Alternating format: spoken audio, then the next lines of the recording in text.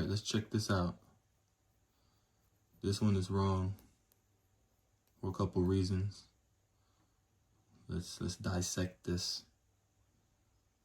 You see here, I was tripping for a minute there why this hey was there, but then I thought about it.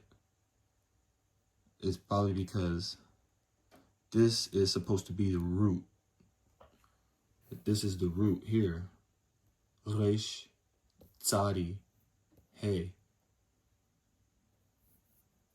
That taza, I'm not even going to get into that. I guess if you want to pronounce it taza, then you got to live with that.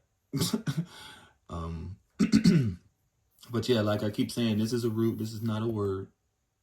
So to put the root like that with the hey, and then put the second masculine singular suffix like this, nah.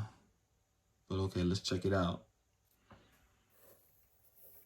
The root, you got your masculine noun here, ratzon, desire, and then you got your inflection here,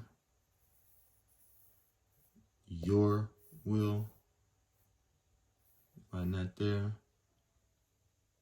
This one's a kind of fast breakdown. It's not much to it. I mean, this is a noun.